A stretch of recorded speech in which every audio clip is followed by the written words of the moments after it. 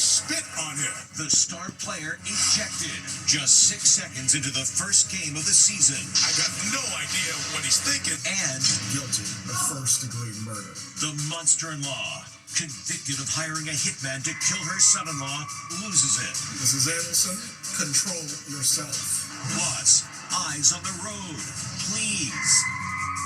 Texting and driving. Then this. Then, after years of hostility, Charlie Sheen and ex-wife Denise Richards, their red carpet reunion, and his shocking new interview. Do you think you were a sex addict? And rollover rescue. The Good Samaritan who pulled a retired school teacher out of her burning car.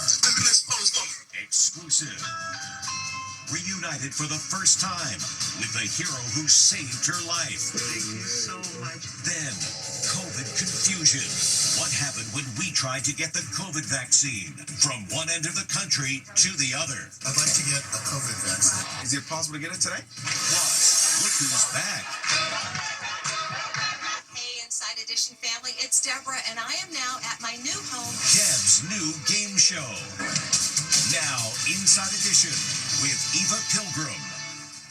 Hello, and thanks for joining us. I'm Eva Pilgrim. Big drama at the NFL season opener. It's being called Spitgate.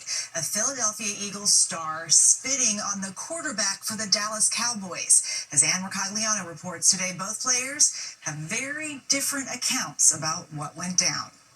That spitting incident in the first 6 seconds of the very first game of the football season is dropping jaws across the USA. Did he spit?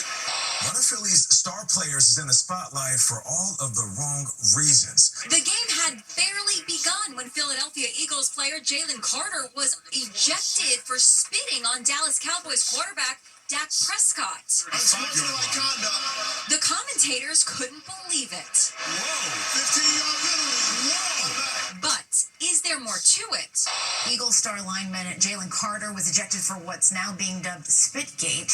But exactly who spit when and in what direction is now being debated. This video shows the quarterback spitting in the general direction of the Eagles star. Prescott denied spitting at Carter. He goes, "You trying to spit on me? I wouldn't spit on somebody. I'm damn sure not trying to spit on you. Like, we're about to play a game." The ejected player says he made a mistake that won't happen again. Sports broadcaster Stephen A. Smith spoke about the clash. To get yourself ejected on opening night before a play takes place, it was immature, it was irresponsible. It's going to be a packed sports weekend coming up. It's just been revealed that President Trump will be attending the men's final here at the U.S. Open. Trump grew up in Queens, so he knows the area well. As for the reception from the packed New York crowd, well, that should be interesting. Back in 2015, with Melania at his side, then candidate Trump was booed when his image was shown on the big screen. But other tennis fans that day were more amiable, asking for photos. And of course, UFC fans seem to be much more Trump-friendly. No Americans will be playing on Sunday while the president watches the men's final at the Open. They were all knocked out earlier in the tournament. She was dubbed a real-life monster-in-law. Now, a jury finding her guilty of hiring a gunman to kill her son-in-law. Her reaction to the verdict was so loud, the judge told her she'd be removed if she couldn't control herself. Stephen Fabian has the details. Monster-in-law Donna Adelson completely lost it when the jury returned with its verdict. The defendant is guilty of first-degree murder. Mrs. Adelson, control yourself. The 75-year-old granny kept muttering, "Oh my God." The judge quickly sent the jurors out of the courtroom. Mrs. Adelson, while this was not the outcome I'm sure that you desired, there will not be any further outbursts in front of the jury. If you cannot control yourself, I am going to have to determine if you will be removed from the remainder of this process. Adelson was found guilty of orchestrating the assassination of her daughter's ex-husband, Harvard-educated law professor Dan Markell, who was fighting a bitter custody battle with his ex, Wendy Adelson. She is the fifth person to be convicted in the 2014 murder, including Adelson's dentist son, his girlfriend, and two hired hitmen. Her daughter is an unindicted co-conspirator and testified at her mother's trial. Were you in any way involved in a plot to kill your ex-husband? No. Immediately following the verdict, Dan Markel's grieving father made a dramatic victim's impact statement. The pain that they have caused my family is obvious and permanent. The slain man's mother also spoke. This was a murder of convenience, so that one grandmother could live closer to her grandchildren. My only short question to Donna, was it worth it? Is guilty of first-degree murder. Donna Adelson's daughter and husband have denied involvement in the murder and have not been charged. Don't text and drive. We've all heard the warning a million times, but this driver in Washington State clearly needs a reminder. Trouble dead ahead. She's driving along, apparently texting with both hands. Big mistake. You can imagine what happens.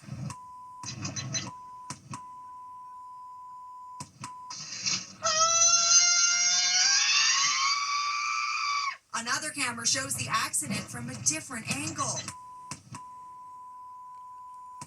The driver rented the car using the Turo service, in which you rent a vehicle from a private owner. It's like Airbnb for cars. How'd you like to be that owner? Wow, well, the repair estimate, $5,000, far more than the car is worth. The owner says he's taking legal action because the woman tried to cover up that she was texting at the time of the crash. And speaking of trouble on the road, check this out. That's a car going airborne across a busy highway in New York. Dashcam video shows the vehicle flying over all 4 lanes before ending up in a tree. The 70-year-old driver had a seizure and lost control of his car. Incredibly, he only had minor injuries from the crash. COVID confusion. With fall around the corner, it's that time of year to get your flu and COVID boosters. But with the big shakeup at the CDC involving vaccine mandates, there's a lot of misinformation out there about what shots are available and who can get them. Jim Murray went looking for answers. If you want a COVID shot this fall, it's no longer a simple matter of walking into your local pharmacy. I'm not looking to get the COVID-19 vaccine. Is that possible here? There are new guidelines, and it's causing mass confusion. I went to go get the COVID vaccine and was told that I needed to be 65 years of age or older. If you want to get a COVID shot, ask your doctor. Basically, right now, you need a prescription. And anybody can get it. Anybody. Yesterday, Trump's health czar, RFK Jr., insisted that anyone who wanted a COVID shot could get it. You just changed the classification of the COVID vaccine. I'm not taking them away from people, Senator. It takes it away if you can't get it from your pharmacist. Well, most Americans are going to be able to get it from their pharmacy for free. But in practice, it's not that simple. For me, here in Los Angeles, it was actually pretty straightforward. But I'm over 65. I'd like to get a COVID vaccine. Sure. I can make it happen for you. I was told I had to make an appointment, which I did, and got the shot. But for everyone else, it gets a lot more complicated. People 6 months or older are eligible, but only if they have a high-risk health condition.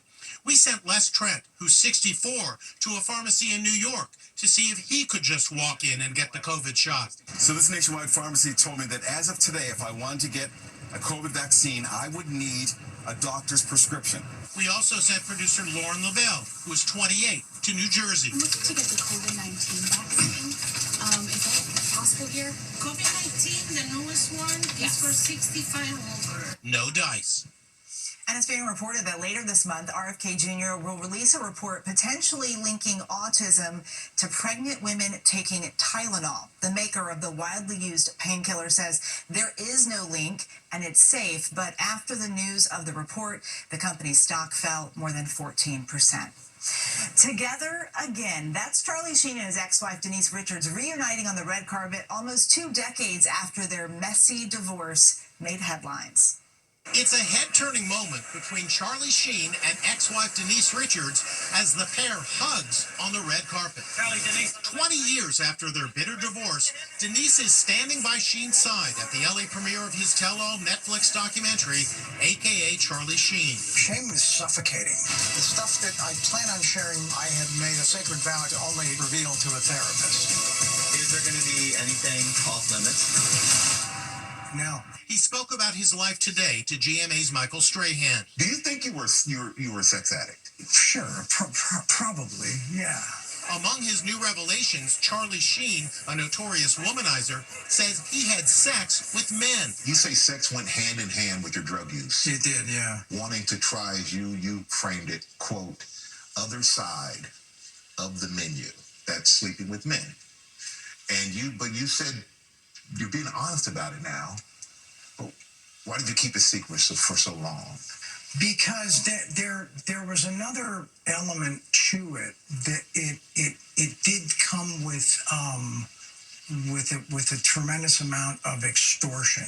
At the time, I was just like, all right, let's just pay to keep it quiet. Sheen's downward spiral peaked in 2011 when he was fired from his hit show 2.5 Men. I am on a drug. It's called Charlie Sheen.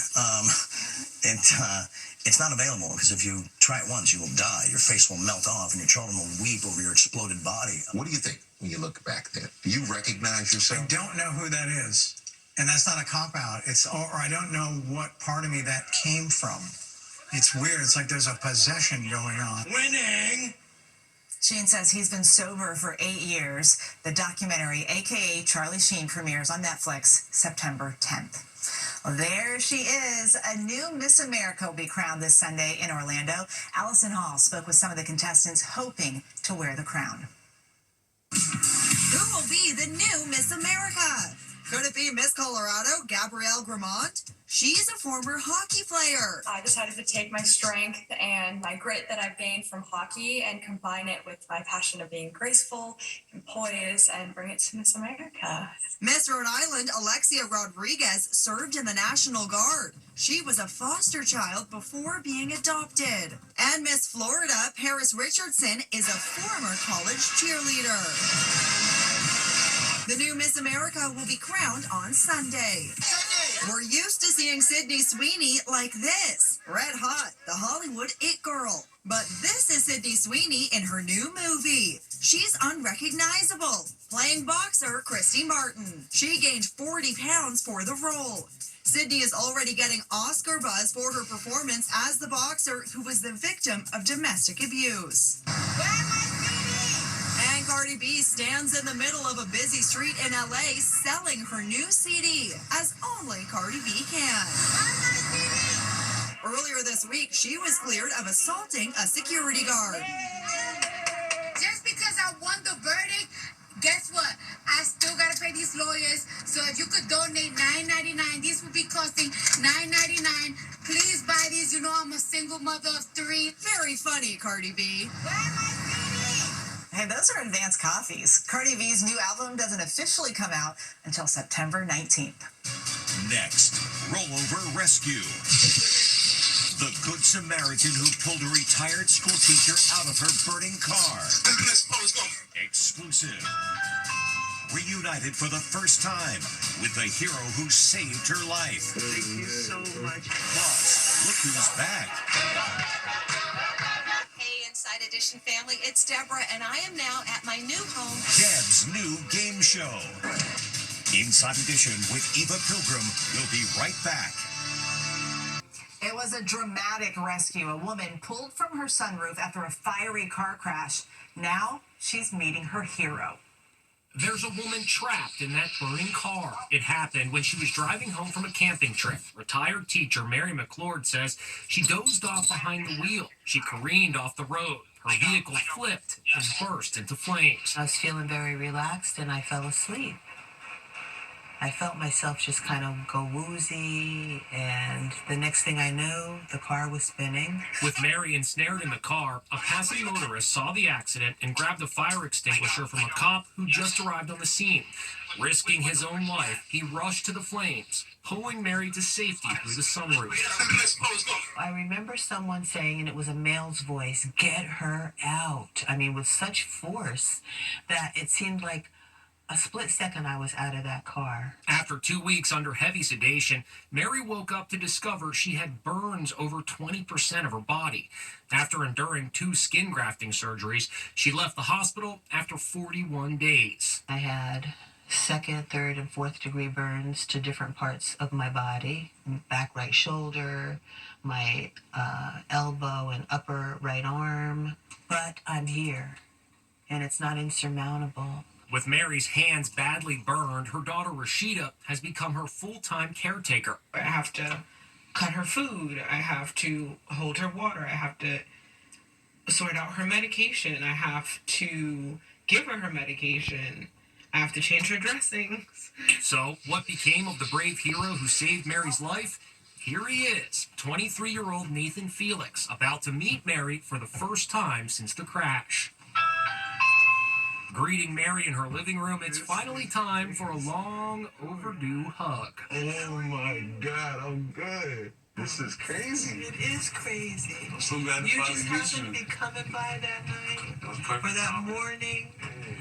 Perfect timing. A happy ending with the promise of a lifelong friendship. Thank you so much, Nathan. A true hero. Still to come, the new game show host you know well. Where can record crimes as they happen, and we're going to watch them right here. Watch out, crime.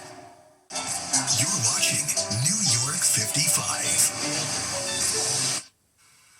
We've got some big news. My predecessor here at Inside Edition, Deborah Norville, has a new role, game show host. Hey, Inside Edition family, it's Deborah, and I am now at my new home. It's the set of my new game show, The Perfect Line. Here's a sneak peek behind the scenes. I love it, I love it, I love it. It is so great. For 30 years, Deborah had a storied career as host of Inside Edition. Now, 3 months after saying goodbye, she's opening up about the new chapter in her life. I am having a ball. What makes The Perfect Line unique is it's not just enough to know the trivia. It's not enough to just know that this movie won Best Picture. You need to know when it won Best Picture in context with all the other films. Behind the scenes, it's time to dance. Before we start the show, we have dance party. We crank up the music, we get the audience out of their chairs, I come out there, and what's really nice about that is everybody kind of loosens up. The Perfect Line is a companion show to Flipside, the game show in its second season, hosted by Jaleel White. Stage managers get the contestants pumped up. Here we go, here we go. Then, showtime. The legendary news broadcaster met with the veteran game show host. I'm known for doing Inside Edition. Yes, you are. I'm going to be doing a game show. I need some advice from someone who's got some experience. You don't be needing no advice from me. The Perfect Line with Deborah debuts Monday, as does the second season of Flipside. Still to come, an entire school screams for joy. Finally today, with a new school year underway, there's nothing kids need more right now than school supplies. So Les Trent has a big surprise. These students are in for a big surprise. So we have a special gift that we're going to reveal. The curtains open and the kids go wild because every student at W.B. Patterson Elementary School in Washington, D.C. is getting a new backpack. The Toy Insider stuffed each bag with toys and school supplies. Dr. Victory Thomas Gerald is the principal. You're going to make me cry. I can't thank the community, the Inside Edition crew. I cannot thank you enough. Looking spiffy with their new backpacks, these kids are ready to tackle the school year. So nice to see those smiles. That's Inside Edition. We'll see you back here next time.